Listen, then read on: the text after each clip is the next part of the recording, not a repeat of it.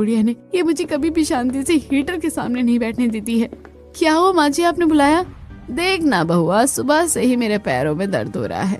एक काम कर, जाकर सरसों के तेल में लहसुन, अजवाइन, मेथी दाना, लौंग डालकर गर्म करके ले आ और उसे मेरे पैरों में मालिश कर देना। हाँ बुढ़िया, तुझे तो बैठे बैठे पैरों में और पूरे शरीर में दर्द होता है। हम तो इंसान है ही नहीं, हमें तो दर्द होता ही नहीं है। महारानी जी के लिए तेल गर्म करके लाना पड़ेगा, क्या मुसीबत है। इशिता मुंह बनाकर किचन में जाती है और मोहिनी ने जैसा कहा था उसी तरह से तेल पकाती है। तेल पकाने के बाद वो अपनी सास के कमरे में जाती है और उनके पैरों की मालिश करती है।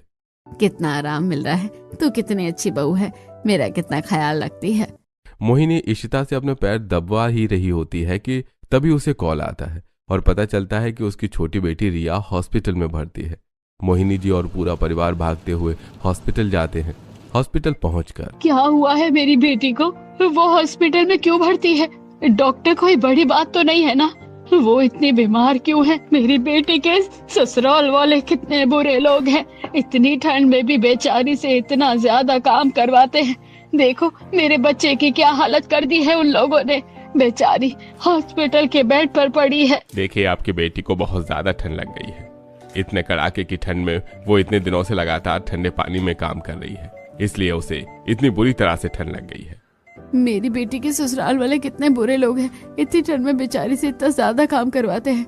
देखो मेरी बच्ची की क्या हालत कर दी है उन लोगों ने, बेचारी हॉस्पिटल के बेड पर पड़ी है।